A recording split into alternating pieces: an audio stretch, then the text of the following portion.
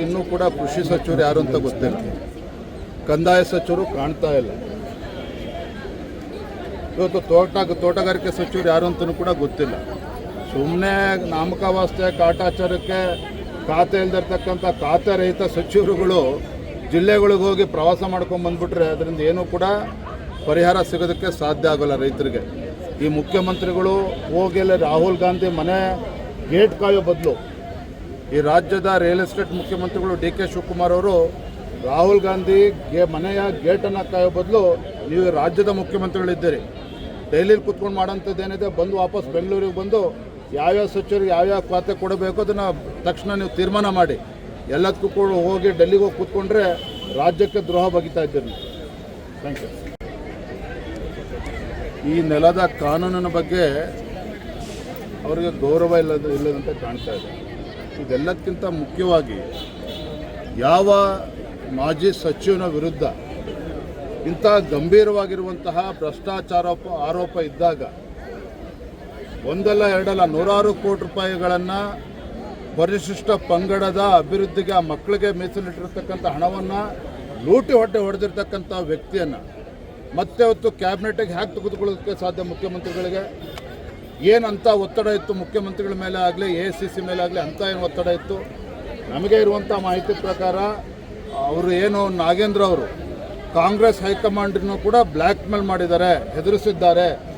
ನಾವು ಸತ್ಯವನ್ನೆಲ್ಲವೂ ಕೂಡ ಮಾಧ್ಯಮದಿಂದ ಬಿಚ್ಚಿಡಬೇಕಾಗ್ತದೆ, ನನ್ನನ್ನು ಕ್ಯಾಬಿನೆಟ್ ತೆಗೆದುಕೊಳ್ಳದೇ ಇದ್ದರೆ ಈ ರೀತಿ ಬೆದರಿಕೆ ಹಾಕಿದ್ದಾರೆ ಅನ್ನೋ ಮಾಹಿತಿ ಕೂಡ ಕಾಂಗ್ರೆಸ್ ವಲಯದಲ್ಲೇ ಚರ್ಚೆ ಆಗ್ತಾ ಇದೆ.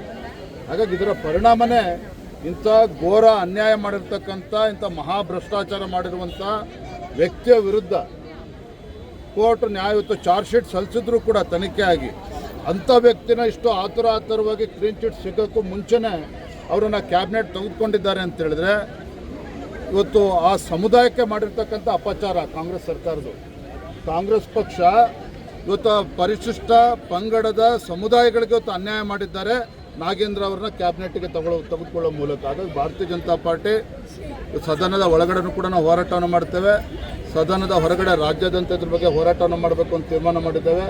ಯಾವುದೇ ಕಾರಣಕ್ಕೂ ಪರಿಶಿಷ್ಟ ಪಂಗಡದಕ್ಕೆ ಅವರ ಅನ್ನವನ್ನು ಕಸ್ಕೊಂಡಿರ್ತಕ್ಕಂಥ ನಾಗೇಂದ್ರ ಅವ್ರನ್ನ ಕ್ಯಾಬಿನೆಟ್ನಲ್ಲಿ ಮುಂದುವರಿಸಬಾರ್ದು. ಇದನ್ನು ನಾವು ಮತ್ತೆ ಆಗ್ರಹವನ್ನು ಪಡಿಸ್ತಾ ಇದ್ದೇವೆ. ಅದ್ರ ವಿರುದ್ಧ ನಾವು ಹೋರಾಟವನ್ನು ಕೂಡ ಮಾಡ್ತೇವೆ. ಬಿಡದಿ ಪಾದಯಾತ್ರೆ ಬಗ್ಗೆ ಯಾರಿಗೂ ಕೂಡ ಗೊಂದಲ ಇರುವಂಥ ಅವಶ್ಯಕತೆ ಇಲ್ಲ. ನಾನು ಕೂಡ ಕಳೆದ ವಾರ ಮಾನ್ಯ ಕುಮಾರಸ್ವಾಮಿ ಅವ್ರ ಜೊತೆಲಿ ದೂರವಾಣಿ ಮುಖೇನ ಮಾತನಾಡಿದಾಗ ಕುಮಾರಸ್ವಾಮಿ ಅವರೇ, ನಾವು BJPನೂ ಕೂಡ ನಾವು ರೈತರ ಪರವಾಗಿ ಇದ್ದೇವೆ, BJP JDS ಇಬ್ಬರೂ ಸೇರಿ ನಾವು ಈ ಪಾದಯಾತ್ರೆನ ಹಮ್ಮಿಕೊಳ್ಳೋಣ, ಏನು ತೊಂದರೆ ಇಲ್ಲ ಅನ್ನೋ ಮಾತನ್ನು ನಾನು ಕೂಡ ಹೇಳಿದ್ದೆ. ಅವರು ಕೂಡ ಸಕಾರಾತ್ಮಕ ಸ್ಪಂದನೆ ಕೂಡ ಮಾಡಿದರು. ತದನಂತರದಲ್ಲಿ JDS ಕಡೆಯಿಂದ ಪಾದಯಾತ್ರೆ ಘೋಷಣೆಯನ್ನು ಕೂಡ ಮಾಡಿದ್ರು, ದಿನಾಂಕವನ್ನು ಕೂಡ ಘೋಷಣೆ ಮಾಡಿದ್ರು. ಹಾಗಾಗಿ ನಾವು ಪಕ್ಷದಲ್ಲ ನಮ್ಮ ಹಿರಿಯ ಮುಖಂಡರ ಜೊತೆಯಲ್ಲಿ ಕೂತು ಚರ್ಚೆ ಮಾಡಿದಾಗ ಯಾವುದೇ ಕಾರಣಕ್ಕೂ ಗೊಂದಲ ಆಗೋ ರೀತಿ ಅವಕಾಶನ ಕೊಡೋದು ಬೇಡ. ಯಾಕಂದರೆ ಈ JDS ಆಗಲಿ BJP ಆಗಲಿ ರೈತರಾಗಲಿ ನಮ್ಮೆಲ್ಲರ ಉದ್ದೇಶ ಒಂದೇ ಇರುವಂಥದ್ದು, ರೈತರ ಹಿತರಕ್ಷಣೆಯನ್ನು ಕಾಪಾಡಬೇಕು. ಈಗಾಗಲೇ JDS ಅವರು ದಿನಾಂಕ ಘೋಷಣೆ ಮಾಡಿರೋದ್ರಿಂದ ಸಾಂಕೇತಿಕವಾಗಿ ಸಿಂಬಾಲಿಕ್ ಆಗಿ ನಾವು ಅವ್ರಿಗೆ ಖಂಡಿತ ನಾವು ಬೆಂಬಲವನ್ನು ಕೊಡಬೇಕು. ಸದನದ ಒಳಗಡೆನೂ ಕೂಡ ನಾವು ರೈತರ ಪರವಾಗಿ ಹೋರಾಟವನ್ನು ಮಾಡಬೇಕು ಅನ್ನೋ ಮಾತನ್ನು ಚರ್ಚೆ ಮಾಡಿಯೇ ಮೊನ್ನೆ ದಿನ ಆರ್ ಅಶೋಕ್ ಅವರು, ನಿನ್ನೆ ದಿನ ಆರ್ ಅಶೋಕ್ ಅವರು ನಮ್ಮೆಲ್ಲ ಪಕ್ಷದ ಮುಖಂಡರು ನಾನು ಹೋಗದೇ ಇರೋದಕ್ಕೆ ಬೇರೇನೂ ಕಾರಣ ಇಲ್ಲ. ಪೂರ್ವ ನಿಗದಿತ ಕಾರ್ಯಕ್ರಮ ಚಿಕ್ಕಬಳ್ಳಾಪುರ ಕೋಲಾರ ವಿಧಾನ ಪರಿಷತ್ ಚುನಾವಣೆ ನಿಮಿತ್ತ 2-3 ಬಾರಿ ಕಾರ್ಯಕ್ರಮಗಳು ನಿಗದಿಯಾಗಿ ಕ್ಯಾನ್ಸಲ್ ಭಾನುವಾರನೇ ಮಾಡಬೇಕು ಅಂತೇಳಿ ಅವ್ರ ಅಪೇಕ್ಷೆ ಇತ್ತು. ಅದಕ್ಕೆ ಪೂರ್ವ ನಿಯೋಜಿತ ಕಾರ್ಯಕ್ರಮದ ಪ್ರಕಾರ ನಾನು ನಮ್ಮ ಕೋಲಾರ ಚಿಕ್ಕಬಳ್ಳಾಪುರ ಹೋಗಿದ್ದೇವೆ. ನಾವು ಮತ್ತು ಸಾಂಕೇತಿಕವಾಗಿ ಅಂತ ಹೇಳಿದ ಮೇಲೆ ನಮ್ಮ ಆರ್ ಅಶೋಕ್ ಅವರು ನಮ್ಮ ಮುಖಂಡೆಲ್ಲ ಹೋಗಿದ್ದಾರೆ. ಹಾಗಾಗಿ ಇದ್ರ ಬಗ್ಗೆ ನಮ್ಮಲ್ಲಿ ಯಾವುದೇ ರೀತಿ ಗೊಂದಲ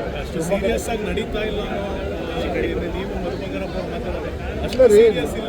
ದಯವಿಟ್ಟು ಹಂಗೆ ತಿಳ್ಕೊಬೇಡಿ. ಅಶೋಕ್ ಅವರು ಏನು ಹೇಳಿದ್ರು, ವಿರೋಧ ಪಕ್ಷದ ನಾಯಕರು ಸಾಂಕೇತಿಕವಾಗಿ ನಾವು ಬೆಂಬಲವನ್ನು ನೀಡ್ತಾ ಇದ್ದೇವೆ ಅಂತ ಹೇಳಿದ್ದೇನೆ. ನಾನು ಅದನ್ನೇ ಇಂಗ್ಲೀಷಲ್ಲಿ ಸಿಂಬಾಲಿಕ್ ಆಗಿ ನಾವು ಇದು ಮಾಡ್ತಾ ಇದ್ದೇವೆ ಅಂತೇಳಿ ಬೆಂಬಲ ನೀಡಿದ್ದೇವೆ ಅಂತ ಹೇಳಿದ್ದೇನೆ. ಇದು ಎರಡನೇದು, ನಾನು ಹೇಳಿರ್ತಕ್ಕಂಥ ಉದ್ದೇಶ ನೀವು ತಪ್ಪು ತಿಳ್ಕೊಳ್ತಾ ಇದ್ದೀನಿ.